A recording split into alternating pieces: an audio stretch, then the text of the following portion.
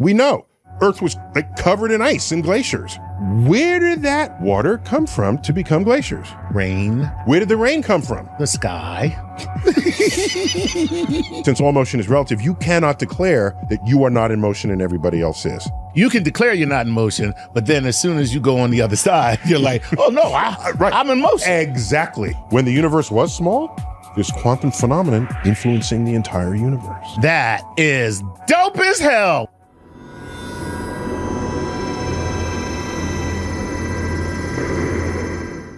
This is Star Talk. Neil deGrasse Tyson here, your personal astrophysicist, co-host Chuck Nice. Hey, what's up, Neil? Chuck, baby, all right. You got your sunglasses on your shirt. Oh, I didn't even realize that. Was that just a thing? You know what? That was because when I came in the building, I was wearing sunglasses, and when I walked in, I was like, "These security people are going to think you're a douche." Take these sunglasses off right now. Okay. Like, do not walk through security with these sunglasses. And they're mirrored sunglasses on top of that. Yeah, you know that's what very I mean? 1985. Right, I walk in just, what we have here, failure. To communicate. All right. We got a grab bag cosmic queries today. Right. And you've been preloaded. Yes. Again, I've never seen any of these questions. Neither have I. And they come from our fan base, specifically Patreon. The highest echelon of our fan base, Patreon. Those who give us money. Yes. So what's the category? Oh no, it's just no category. No category. This is what we used to call galactic gumbo. Gumbo, okay. Which is so cool. And once again, we're here in my office at the Hayden Planetarium. Yes. The Museum of Natural History. Absolutely. Oh yeah. This is all everything you see in here. Well, you only see this side, but there's like other views here. It looks like the smartest hoarder in the world lives here. That's honestly what it looks like. Like some kind of genius hoarder just moved in and has a love affair with the cosmos. It's crazy. Yeah, it's like all kinds of stuff. Mostly a lot of great books though. Like, you know what I mean? All around. All right. And then of course, you know, your icons. We see your boy Newton's got. I got a bust of Isaac Newton behind the view of the camera right now. Yes, you can't see it. There's a big creepy Newton head. It's not creepy. That is a creepy looking Newton My boy's got his locks. He's beautiful head of hair. Yeah. Okay, but why are his eyes closed? He's just like, they look like death mask eyes. Yes, he's like, I hope they don't find out I'm gay. No, stop. Realize he had no girlfriends his entire life. But he also had no boyfriends. Oh, wow. As far as people could tell. Okay. He's claimed by the gay community in some books that I've read. Right. But he never procreated. He never, you know. It's easier to think. Today, we might just call him asexual. Asexual. I think that's just a simple. And that's probably what he was. Yeah. All right, go. This is John A. He says, hello from Texas. Texas. I was wondering if particle fusion. Why are you giving it? You don't know if he has an accent. He said, hello from Texas. Okay. Particle fusion could be used as renewable energy source, as seen in Spider-Man 2. And if so, can it be done effectively? Love the show, you guys. Oh, thank you. So let me say this two ways. So you can extract energy from the nucleus of an atom in two ways. Right.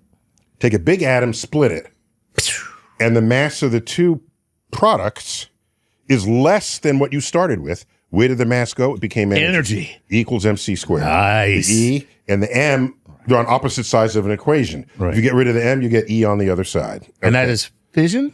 Fission. That's fission. Fission. That's big atom into little atom. Little atom. Now you come from the other side. Okay. You take little atoms and you bring them together, make bigger atoms. Okay. Okay. Then the atom you ended up with has less mass than the two atoms you started with. Same in reverse. So now we got some mass that becomes energy. That's very cool. That's fusion. That's cool. Fusion.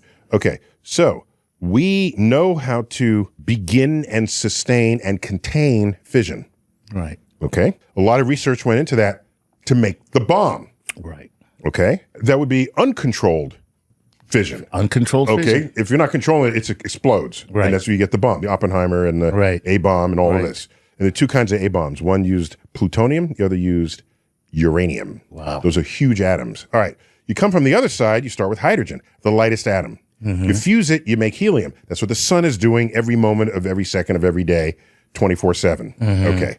So that takes very high temperatures And the temperatures are so high, like, what are you gonna put it in?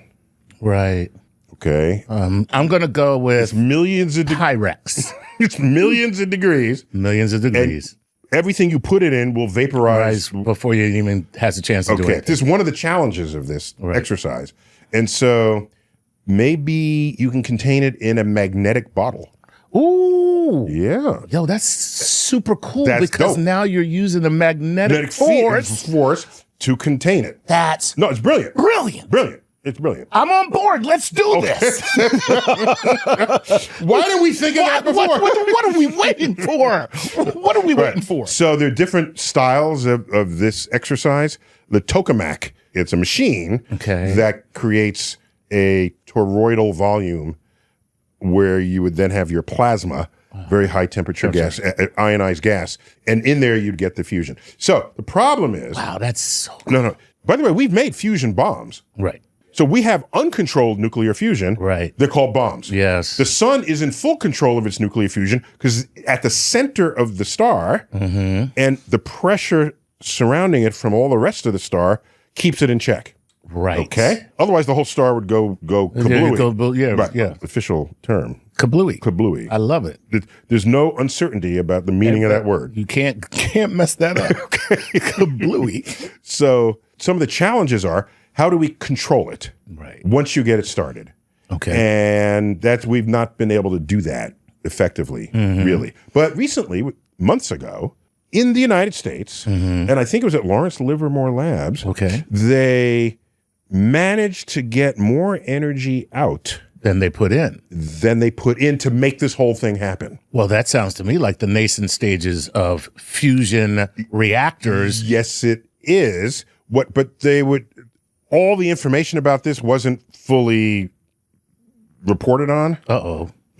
No. I mean, it's just the experiment, the energy that goes in the experiment versus came out, it was net positive. Okay. However, what it took to set up the experiment in the first place, the whole kit and the caboodle to get to that volume in which you had the fusion is itself a whole expenditure of energy and technology. Exactly. And so it's a first step to show you that it's possible. And what you have to do is make everything else efficient that's around it on the hope and expectation that one day this can like the electric car. Like the electric car, once you have it and you're driving it, it's doing great in terms of if you take renewable fuel and use that to put the electricity in the car, what you're doing is you're net zero. Net zero. But the fact is, if you made more pollution making the car that makes no pollution. Yes. So it was an important test of concept. It made headlines, by the way. Right. And I was interviewed heavily about it, if I remember, on CNN and this sort of thing. So I was very happy about that because there's no shortage of hydrogen in the universe. It's the number one atom. Yeah, right. All right? Yeah.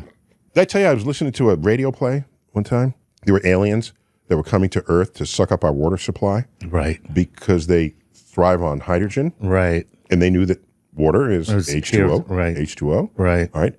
And I'm listening to this. They came across the galaxy to consume our water supply. Right. To get hydrogen. When only the most plentiful thing in the entire... 98% of all atoms in the universe are hydrogen. These are some stupid aliens. Right. And so I was very disappointed in that story. And you get the good hydrogen on Earth. Come to Earth, the best hydrogen there is. Yeah, no. So anyhow, there's no shortage of hydrogen. Right. And so if we could perfect this process, then it's unlimited energy for practically zero cost for the rest of the world and all of civilization. Wow. And it's not dependent on if the sun is shining or if the wind is blowing or if the tide is moving or what oil well you dug. Right. Or it's not dependent on any of that. Any of that. Yeah. Wow, it sounds like a wonderful dream. Well, listen, sounds like we're on our way. That's right. But people still have a spook factor about nuclear power. Yeah. Well, There's still, if you told them how many people died mining coal. Oh my God. To supply their energy that we've been using for the past century and a half. Right. Yeah, it's hundreds of thousands of people. Oh, without a doubt. Right. Not to mention how messed up their skin is just because of it. It's terrible. Or their lungs. Their lungs. God.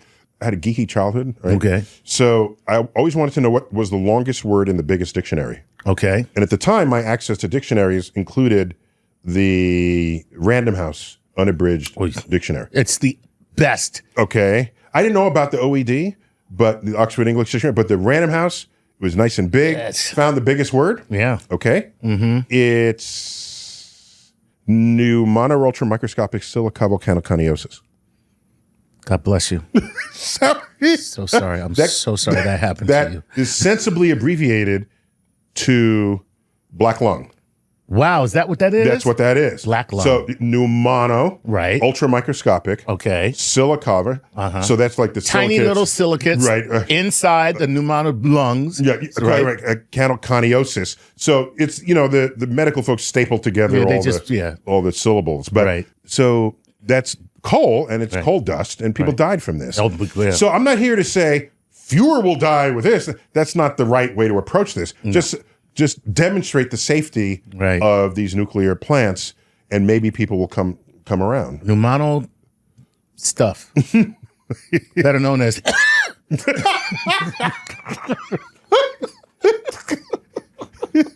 Just cough it up.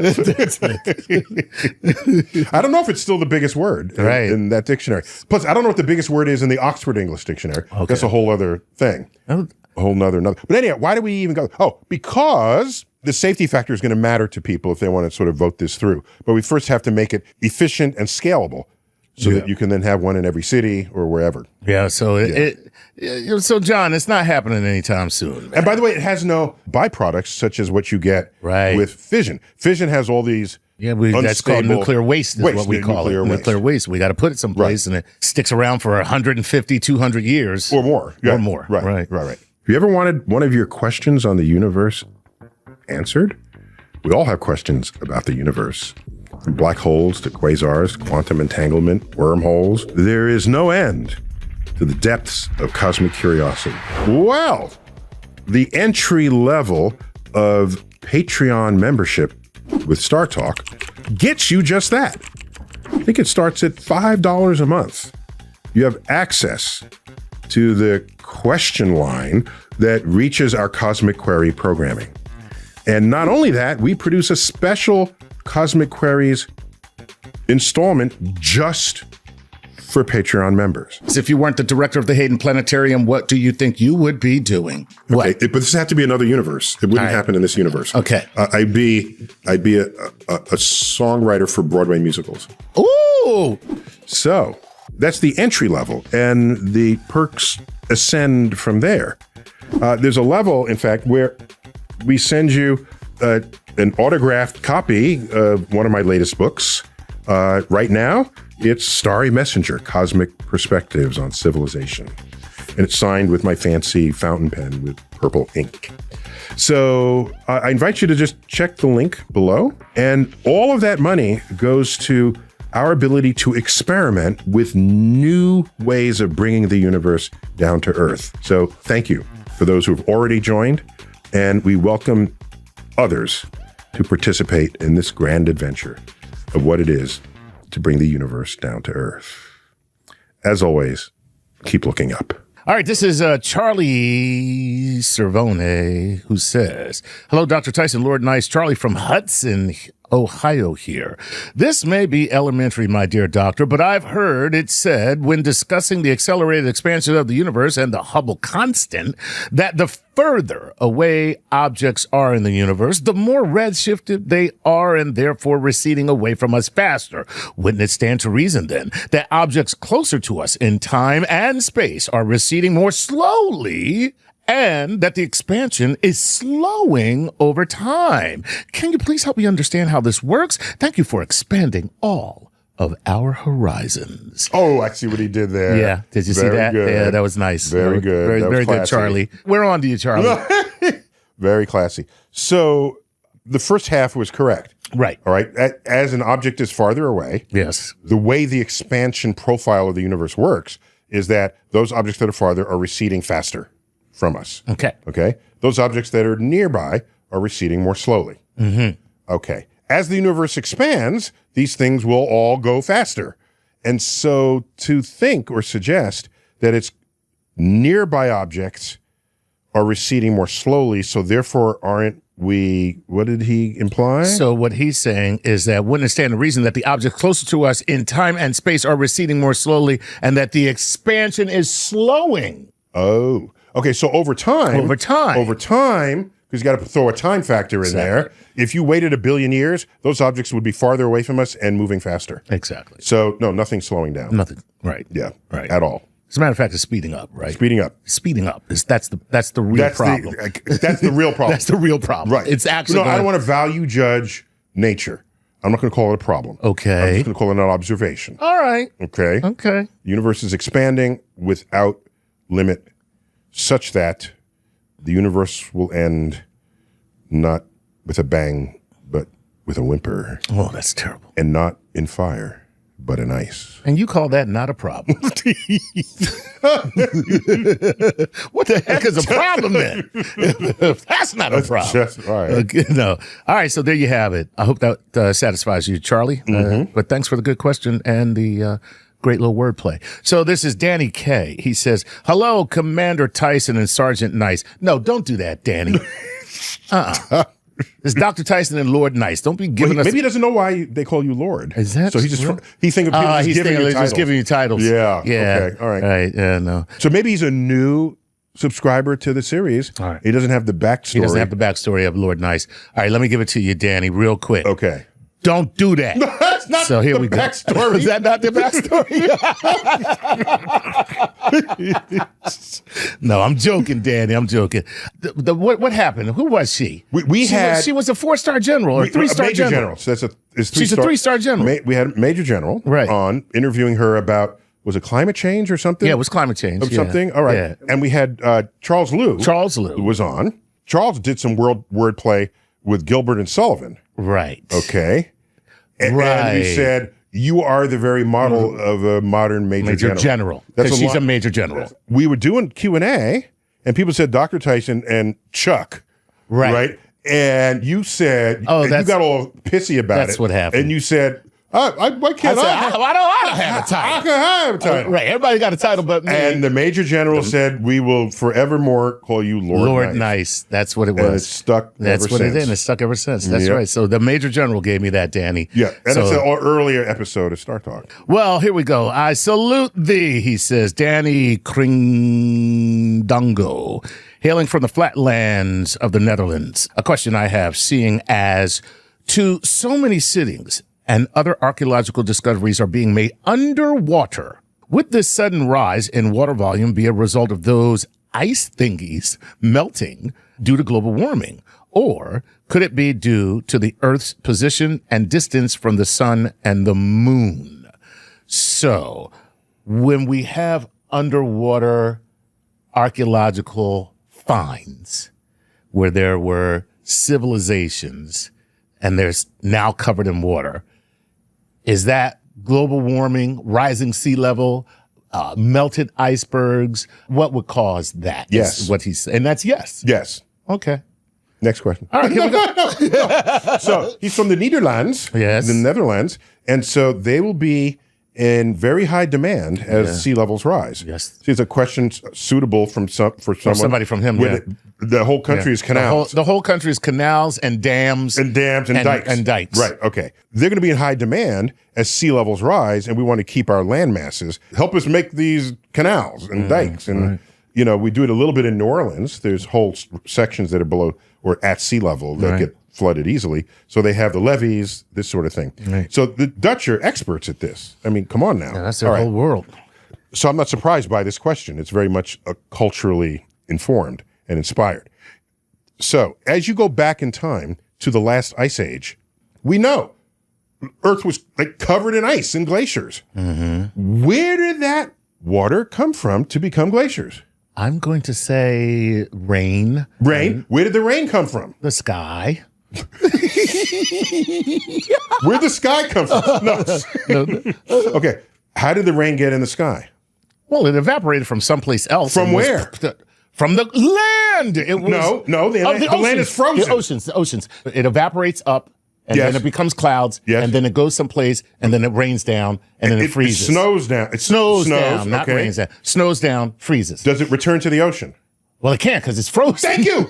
So then what systematically happens to the oceans? Oh, they got to get shrink. They systematically drain. And as they do that, more and more land masses manifest. Is exposed. That's correct. Coastlines grow. People go, hey, this is a good place to build a city. Hey, guys. Hey, y'all want to build Before we had like advanced climate modeling. So no doubt there's no end of cities that just got flooded as we slowly came out of the ice age. Gotcha. And they had to move inland. All right. But that would have happened slowly as the water melted again, once again. Have you ever seen on a map? It might be true elsewhere, but I noticed, especially North America, off the East Coast, if they show the terrain of the bottom of the ocean, there's like what we call the continental shelf. Right. Which is the same coastline. It's just pushed out a little further. And then you have a big drop off. Right. Okay. When New York, when it used to dump its garbage in the ocean, it wouldn't do it on the shelf. It would take it to the deep part and then drop it out. Right. So it goes way down. Okay. So you say, where'd that shelf come from? That was the coastline when the oceans were less. Gotcha. Okay. So you can imagine New York City having been built way off on that edge. It'd be completely underwater now. Right. Okay. So the time scale of that is thousands of years. We're now going to have that happen in decades. Yes. Yes, we are. So there you go. We'll be calling you, Danny, and all your friends in the Netherlands. In 50,000 years, we're going to dig up, what's this city? They called it New York New York? City. What the heck? Yeah. Right. Oh, to him, it'd be New Amsterdam. Oh, that's what it was. Yeah, the Dutch had a little action here. All of where you live in this city. I live in Lower Manhattan. Lower Manhattan. That was New Amsterdam. Yeah, man. Wow. All right, Danny. There you have it. Well, please bring a bucket. To bail. We gonna need you. Bring a bucket, buddy, because we're in trouble. All right, this is Shane A. McDaniel. He says, hello, Neil. Hello, Chuck. Time dilation discussions usually involve one object moving faster than others to slow down its relative time. Alternatively, can an object somehow move slower than everything else to speed up its relative time? How might it slow down as such? That implies that you can establish a speed absolutely measured, but all the speeds are relative to one another. So you can't say, this one thing is not moving and everything else is. You're not making an absolute statement there. Right. You could say, I don't think I'm moving because I'm measuring everybody else to be moving. But what are they saying? They're saying you're moving by me. Exactly. Okay. Which is the whole train thing. That's the whole train. That's the whole train. When you're looking out the window. When you're looking out the window. Yeah, and you see the train pulling off. Yeah, it's are we moving backwards? We're moving backwards. No, the other train. Right. It's right. relative to the other train. Relative to the other train. So since all motion is relative, hence the name of the theories of relativity. Okay. Since all motion is relative, you cannot declare that you are not in motion and everybody else is. Gotcha. Everybody can declare they're not in motion. Right. And everybody else is. So you can declare you're not in motion, but then as soon as you go on the other side, you're like, oh, no, I'm in motion. Exactly. Right. You know how this came up? It came up at a football game. Get out. I got a text from, who's the coach of the Seattle Seahawks? Pete Carroll. Pete Carroll texted me. He said, Neil, we just had a play where they want to call it against us, where they had what happens if you lateral backward, forward lateral? That's an illegal forward lateral. Illegal forward pass. Illegal forward pass. Because the quarterback. The receiver has to be behind the quarterback. You can only go backwards. Provided the quarterback has crossed the line of scrimmage. If you're past the line of scrimmage. Right, but otherwise it's a forward pass. Yeah, you can forward pass, right. So they were in a play where the quarterback, Russell Wilson, he doesn't see an open receiver, so he scrambles. Right. He crosses the line of scrimmage. He sees one of his running backs, and he pitches to his running back. Okay. No, sorry. He pitches backwards to his running back. And then he goes down, and the running back gets a first down, and I think they scored on this play. Okay. And the other team said, no, that was a forward lateral and illegal. If you go to the videotape, the point on the field where Russell Wilson releases the ball is behind the point on the field where the running back catches the ball. Oh, yeah. From the point of view of the field, right, it is a forward pass. Right. But they were running running together. So relative to one another, they still remained a backwards lateral. Correct. Wow. Correct. Wow. Correct. Wow. And it's not their fault they were running faster than the ball sideways motion. Right. Okay? So, in other words, he was running so fast That's forward. what happens with them black players. Stop. You can't even tell. You can't tell where the ball is. This Negro is running fast. So he's running so fast that when he throws the ball backwards, right, the ball actually ends up going forward. Okay. Right. Okay. He throws the ball backwards, but he's running so fast that when the guy catches the ball, he's past the point where he let go. Okay. Even though he's behind him the whole time. Okay. So I analyzed it and I tweeted back and I said, according to the field, it's a forward pass, but according to the moving reference frame of the players, right, it was a legit lateral.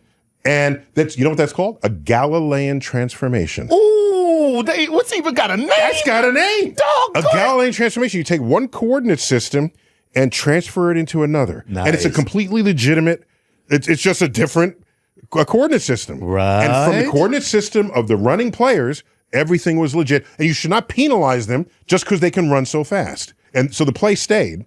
I gave Pete Carroll some extra ammo to make sure it wouldn't get overturned. That's cool, man. Yes, that's still online. I mean, still.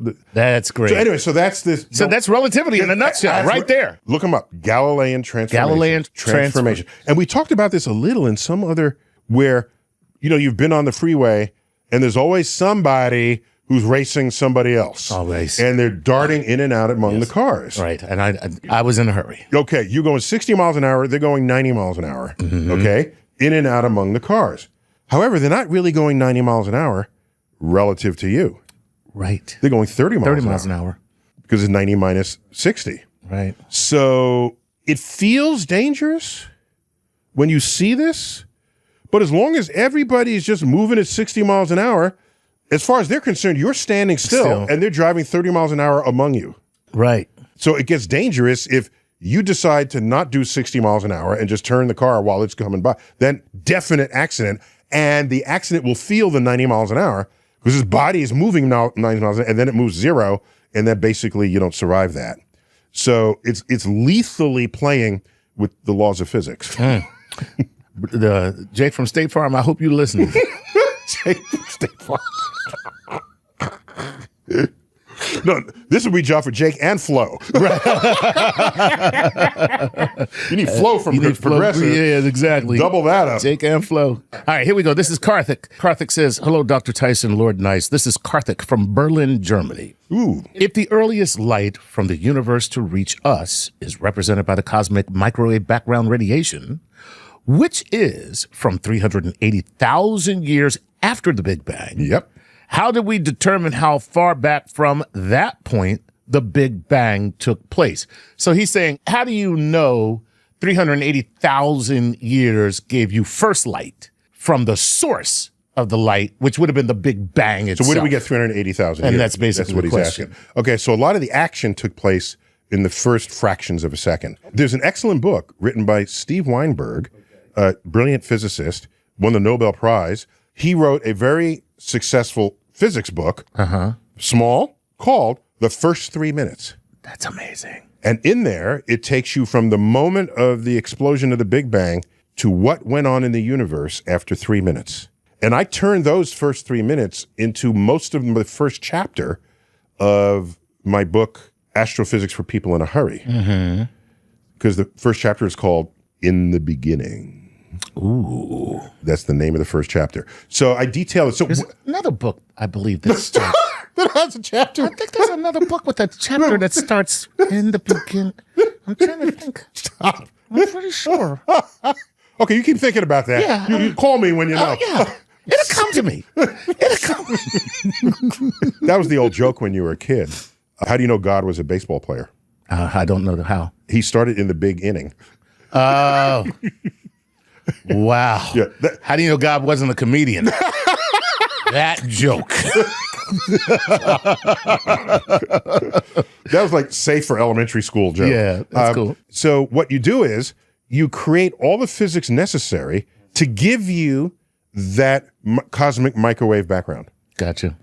And once you know how much mass is in the universe, and you ask yourself, what must have been going on in the universe to give us that state where the photons run free and you get the cosmic microwave background? Right. Once you do all of this, the time it takes to get to that point turns out to be 380,000 years. That's amazing. Right. It's all very well-established physics. And you know what's funny?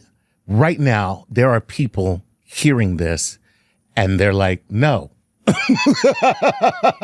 It is so counterintuitive, but it's like, oh, no, that's what you believe. And what they don't understand is that we can see the cosmic microwave background. Yeah. It's not a belief. Right. We can see it. We measure it. We measure it.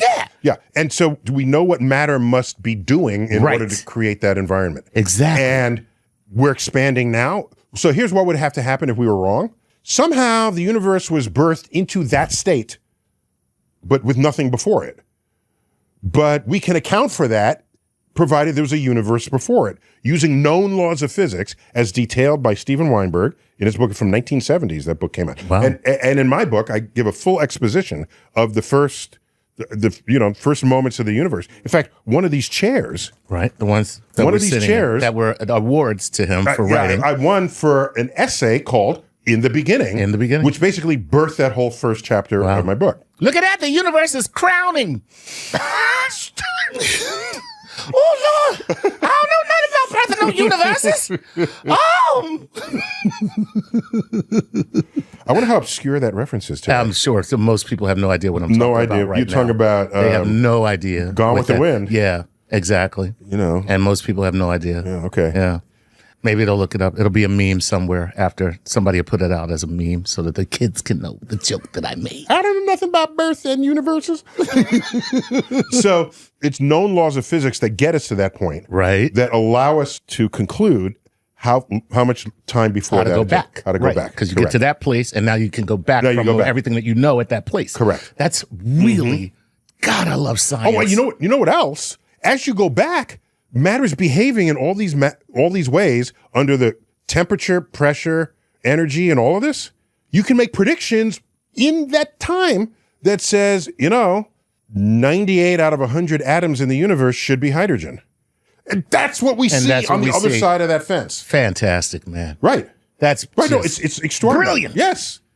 Brilliant. Yes. I love it. Yes. All right. Oh, by the way, that cosmic microwave was predicted. It was predicted by a guy named George Gamow. George Gamow? Gamov. Oh, Gamov. It ends in a W, but it's Russian, so it's a V sound. Gotcha. Gamov. He was on a paper with two or three other authors. Right. Where they said, if the universe began with an explosion, knowing what we know about quantum physics and matter and energy and temperature and time, what should have happened? It would expand. It would begin to cool. The energy would become matter. The matter would coalesce. And at this point, light should escape. We should look out in the universe for a universe that has a temperature of about 5 degrees. And so we looked. Yes. And we found a universe that was 3 degrees. Yes. They were so off. Idiots. So Rich God, a friend of our show, he characterized this prediction. He said, it's like saying that a 50-foot flying saucer, predicting a 50-foot flying saucer was going to land on the lawn of the White House. But it was a 30-foot flying saucer. That's good. Right? So the fundamentals of the prediction are really right, and the details are something that would come out later. Wow. Yeah. So we're good back there. That's all. By the way, if one day we need to sort of rethink the Big Bang, it would not be to discard what works. It would be to see that the Big Bang fits into an even larger picture of the universe. Right. And the press is always trying to ditch the Big Bang. Right. They're always pooping on the Big Bang. Yeah. Because they think we're just making stuff up. Yeah, because it's not going to be one of these things where it's just like, oh, we were just completely wrong and now that's not a thing at all. No. That doesn't happen anymore. Right. No. It's like it happened before the year 1600. Right. But after then, when we test everything and it doesn't happen that way. It'll be a further explanation of what we already know. It'll be a deeper understanding of what we already know. Correct. Right. I love it. Hey, Star Talk fans. I don't know if you know this, but The audio version of the podcast actually posts a week in advance of the video version. And you can get that in Spotify and Apple Podcasts and most other podcast outlets that are out there. Multiple ways to ingest all that is cosmic on StarTalk. Okay, let's do a quick lightning round because we're running out of time. All right, this is Mo Fury. He says, hi, Dr. Tyson. Somebody named Mo? Mo. Cool. Love that. And his last name is Fury? Mo Fury. He's that can't be real. He's a Marvel character. I know. He's the less menacing brother of Nick Fury. I'm Mo Fury. Hey, Thor, what's your problem? It's me, Mo Fury. Captain America. Hey, you got an attitude or something? I don't know what your problem is. It's me, Mo. Okay, I don't have an eye patch. I wear glasses. All right. He says, hey, Dr. Tyson, Baron Nice. Okay. I live on a pale blue dot in Tennessee called Nashville. I don't know what that means. As such as I dream about exploring the cosmos. Let's say we have one world war in the next century or two. Well, this is off to a positive start. I know, right? Right. Given that, do you believe humanity will be gallivanting around the solar system by then? I don't mean governments. I'm talking about normal working class people who live and work all over the system like the stories in The Expanse. Great show. Thank you, Mo. Sans the spherical wormholes, of course. Why does this have to do with another world war? Would we be able to escape? Because regular people have the capability of exiting this planet for another destination. If regular people have that capacity, so does the military, who might be chasing your ass if you're the enemy. Okay? I will answer this with a quote from Albert Einstein. Okay. If I may. Please do. I do not know how World War III will be fought, but I know that World War IV will be fought with sticks and stones. Ooh. Oh, that is so disturbing. Oh, my God, that sent chills down my spine because that just says everything. It says everything about everything. It says everything about everything. Yes. Like, we're done there. That's it. That's it. That's a mic drop and a half. Yes. Yeah. If they had mics back then. If they had mics, which were made out of sticks. Took a stick and put a bunch of dead leaves on top. Is this thing on? You tapping it. You tapping dead leaves. Okay. You're slipping another. What do you got? All right, here we go. Stephen Banker says, hi, guys. Question about time. Is it possible to measure a length of time shorter than the steposecond or zeptosecond? I can't say it. Zeptosecond. Okay. If so, can we measure infinitely small spans of time? How would we have ever gotten to the point in time if there were possibly an infinite number of moments between the Big Bang and now? Wow, this guy, I love you, man, because you... Okay, there's a little bit of Zeno's paradox in there, which is not a thing. And this dude smokes weed, okay? I'm telling you, Stephen Banker, that's a weed question right there. That's a weed question. Okay, all right. I didn't know that's a category of question. So... I love it. Couple of points there. Right. There's something called the Planck length. Okay. The Planck length is the smallest unit of space within which no laws of physics have any meaning. Okay? So in quantum physics, space is quantized by these little units of space. Okay. Okay? So the time it takes light to cross a Planck length, it seems to me would be the shortest unit of time because there's nothing that can take place inside of a Planck length. Ooh, lovely. Because that is the pixels of life. So it's like you're traveling in between the actual pixels that make up the picture itself. Yes, yes. So you go pixel to pixel, but there's nothing in the pixel for you. Right? Because a pixel is just, there's no more detail there for you. Got it. So that would be the shortest unit of time possible. Anything shorter than that, I don't know that you could measure it, nor would there be anything there to measure. Right. So there's no medium there. No, nothing. There's nothing there to for you to put any kind of ruler up to and say, this is where we are, this is where we're going. Correct. Because units smaller than that have no meaning. Right. Doesn't make a difference. In the quantum universe. In the quantum universe, it has no... By the way, general relativity requires space be continuous and not quantized.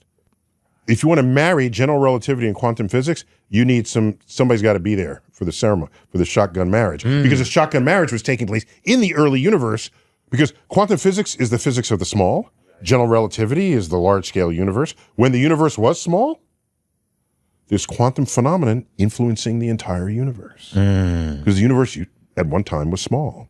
Okay, so let's say you could divide time infinitely small. Zeno's paradox is, you know Zeno's paradox? I don't. You don't know Zeno's paradox? Okay, you have a destination. Well, you got to travel half that far. Now, with what's left over, you got to travel half that far. What's that? You got to travel half that far. Are we there yet? You got to travel half that far. Okay, right. You keep doing this. You're never getting there. Never getting there. You're never ever going to get there. But you end up getting there. Right. So that's Zeno's paradox. Exactly. Okay, so we would learn how to solve this mathematically. It's because the sum of those halves, even though there's an infinite number of them, they sum to a finite answer in a finite amount of time. That is dope as hell. Okay. That's amazing. Yeah, so this... It's the finite containing the infinite. Yes. Brilliantly worded. That's amazing. Lord nice. Yes, the finite can contain the infinite, and indeed it does. And it does. That's great. Yeah. Yeah, so he shouldn't worry about that part of the question. That part of the question, yeah. Okay, fast one, last one. All right, here's the last one. Promise, Here we go. last one. Ali Khan Hemraj. Ali Khan Hemraj. Okay? Your new name is Al. Okay? This is from Al. Al says... You renaming people just for your own convenience? What can I say, man? I hope I got your name right, buddy, or person. Hello, Dr. Tyson, Lord Nice. I was wanting your thoughts on if transporter, like in Star Trek, could one day just be possible. And P.S., Dr. Tyson, I saw you in an episode of Velma. It was awesome. What's Velma? You know what Velma is? No, what's Velma? Velma is from Scooby-Doo. I know. Oh, Velma. The woman in Scooby-Doo named Velma had her own show on HBO. Get out. And she's in high school. The dog doesn't exist yet. And it's really sort of the birth of the Mystery Machine. It's the roots of their origins. Oh, wow. Velma. Yes, I had a brief cameo in it. Okay. Yeah. Good for you. I think I was a teacher. I forgot exactly what. It has to make, if I'm going to be a cameo, it's got to make some sense, right? I'm not going to be like... You're not going to be a drug dealer. What's up, Velma? What you need today, girl? It's got to make some philosophical sense that I am in the program. Yeah. Okay. All right. So anyway, here's the deal.